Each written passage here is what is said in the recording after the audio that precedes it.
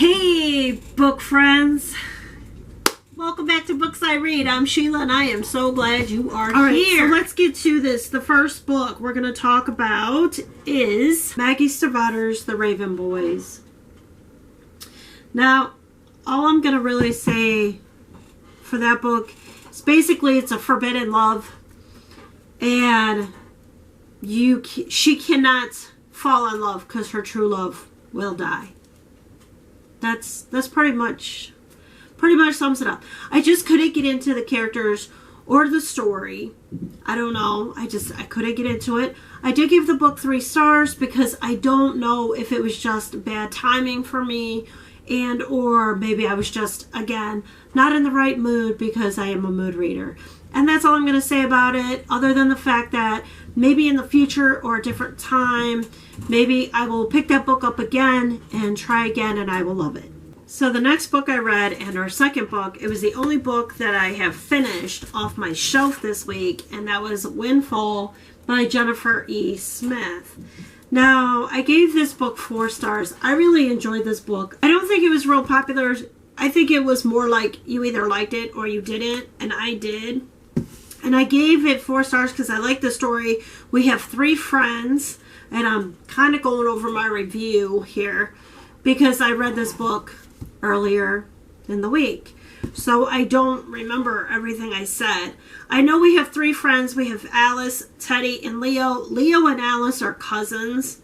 Alice's parents passed away, and she went to go live with her aunt, uncle, and her cousin Leo when she was 9 years old. Leo and Teddy have been Alice's best friends since she moved there, since she arrived. But she has feelings for Teddy now that she's older. I think they are 18 now because, yeah, she is 18 now because in this book she buys a lottery ticket and a birthday card. She puts the lottery ticket in Teddy's birthday card. So, and as I say on here, on Teddy's 18th birthday, Alice buys Teddy a lottery ticket and puts it in his card. Guess what happens? So, it was a story I felt that I could relate to with Alice, her feelings, Alice's feelings, and kind of who she was as a person, the way she felt about money, materialistic things, people, etc., etc., etc. I don't know what to say. I just really enjoyed the book and the characters, as well as the relationship with all 3 of them, and then, of course, the relationship between Teddy and Alice. It was also just a nice, enjoyable story in between all the thrillers that I had been reading. The third book I read was The Boy in the Striped Pajamas, or Pajamas, however you say it, by John Boyne. And that book was hard for me to rate. It was really hard for me to rate because it is touching on a very sensitive real topic, right? It's a very real topic. I mean, we're talking about the Jewish in the Holocaust or in the Jewish concentration camps. We're talking about some serious stuff. So I gave it 3 stars because I think the author tried, but I don't think the author hit the mark quite right. But I do think it was still a good story. But obviously there were some flaws in it. Could we pick it apart? Sure, of course. But we have, how old was the kid? 8 or 9? Somewhere around there. My memory's not that great. I'm old. But we have Bruno, who is about 8 or 9 years old. And his father is a German soldier, of course.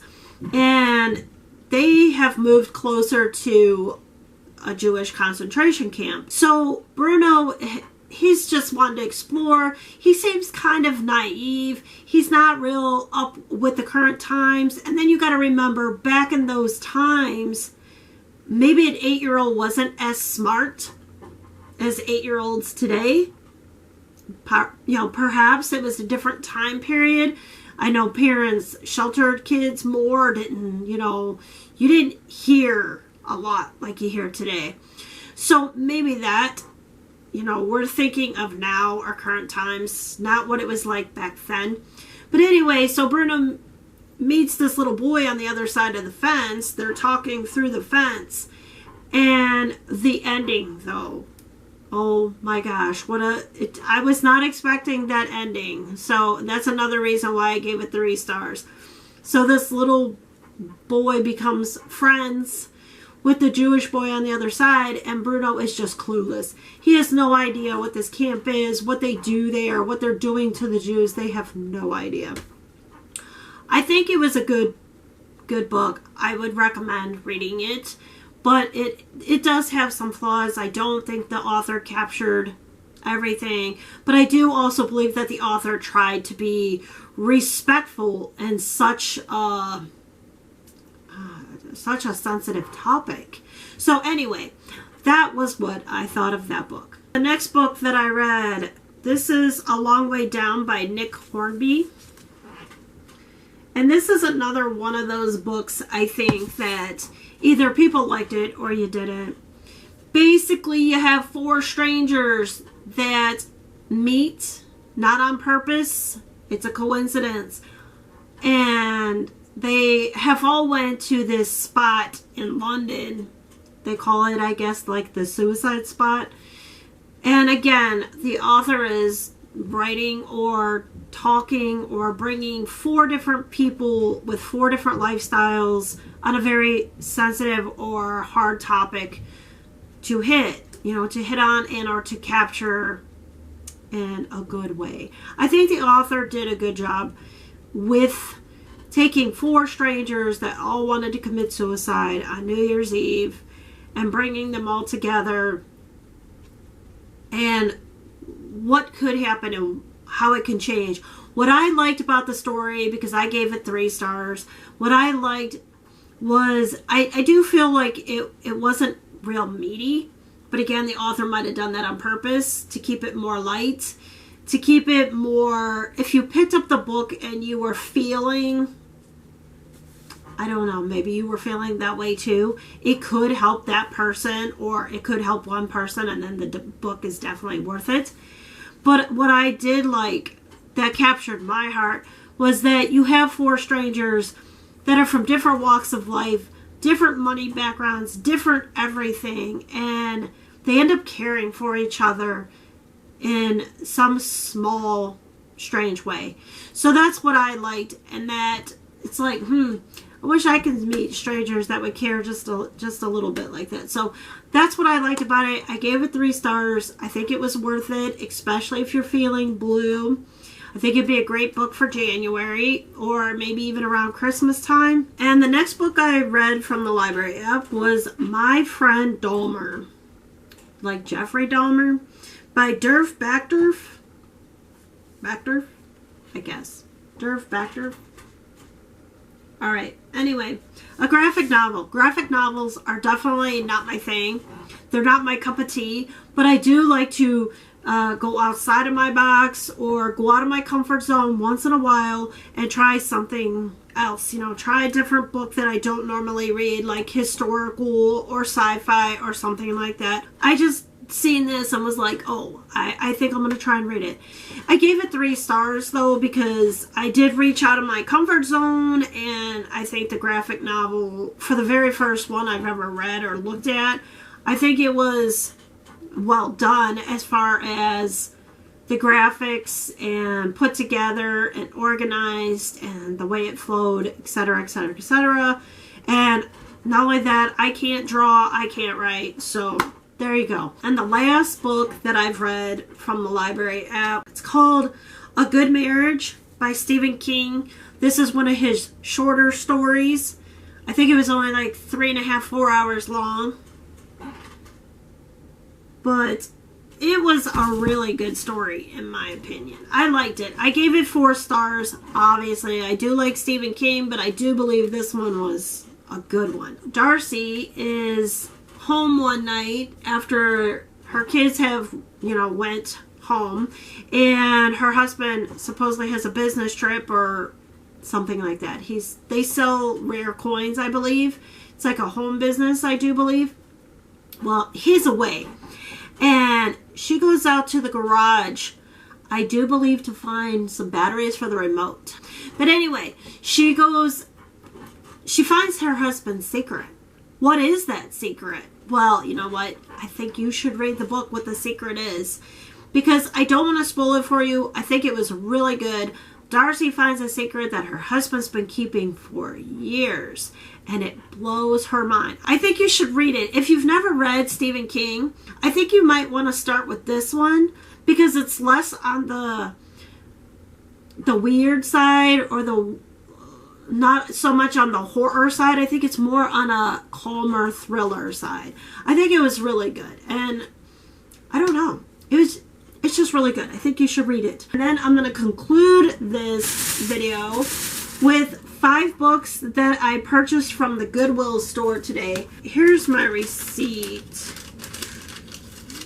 I did buy I bought my daughter a pair of shoes from the thrift store and 2 dresses, because she has a couple events coming up with Girl Scouts and whatnot.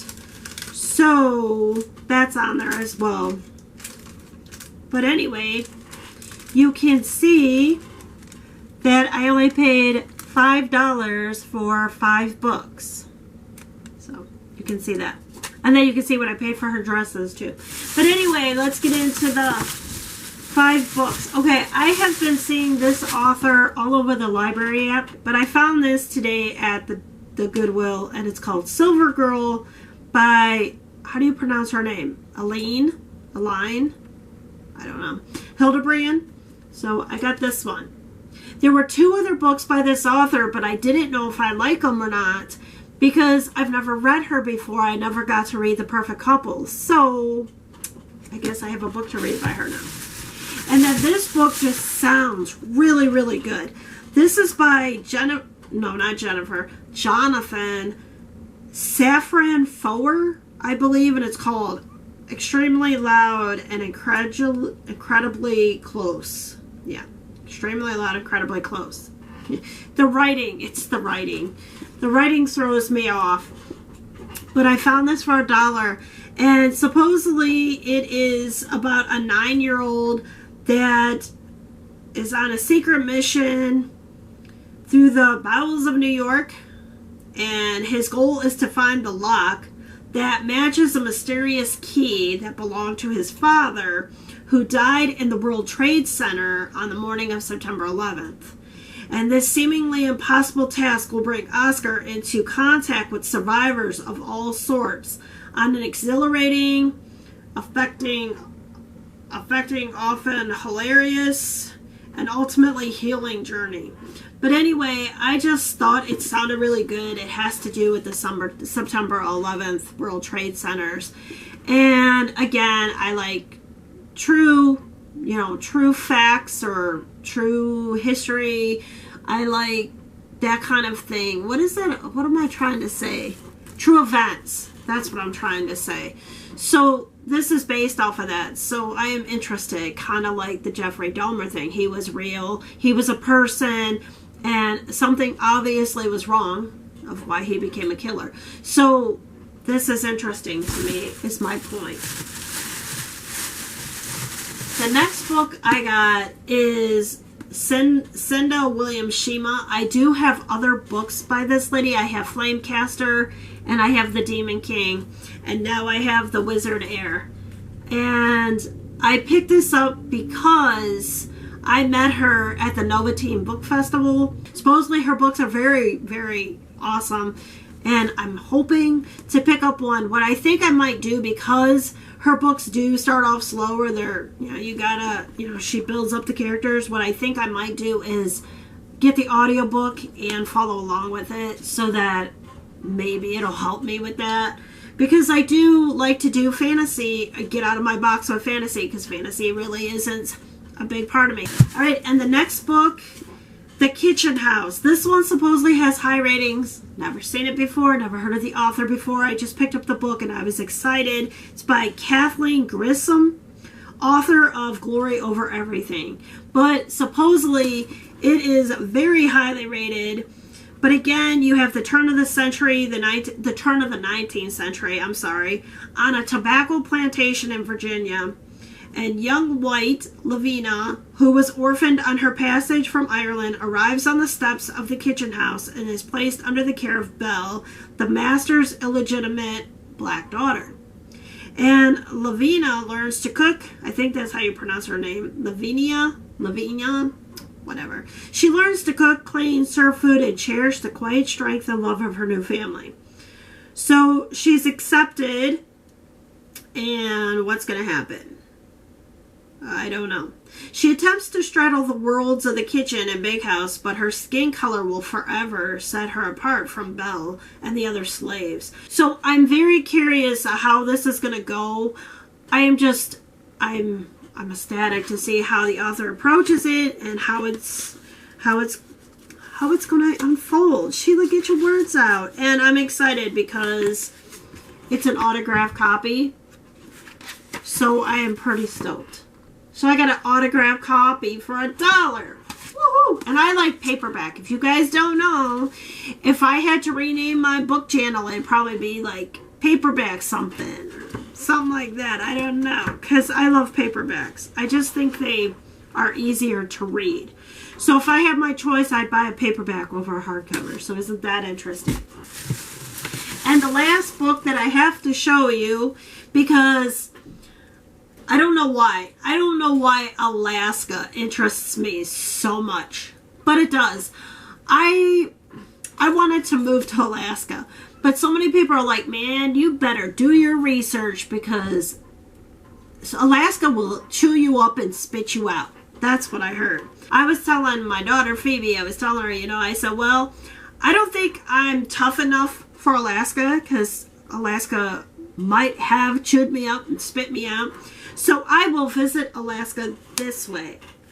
So this book has the mountains and the glaciers, hiking, cruises, national parks, aurora borealis, tours, maps, hotels, and wildlife. The guides that show you what others won't tell you. So I don't know. I'm pretty excited to just read this and look this over because I know Alaska is pretty, but yeah, I don't think I would make it to live there. To visit, possibly, but I don't think I would ever live there. But I don't know. The book is so pretty, and I love maps too. I'm a big map person. I don't know what had happened to all my maps when we moved, but this book looks good. It's by DK Eyewitness Travel. My kids used to always use those books, or that company. Dorling Kindersley, is that how it's said? But anyway, I got this one for $1. So, ta-da! My thumbnail. Alright, but anyway, that is it. That is it for this video. I will probably start my reading vlog here soon in the next couple days. And it won't be just reading vlog.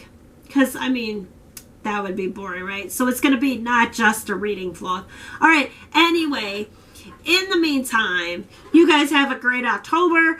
I will see you in the next video and or the next time on Books I Read.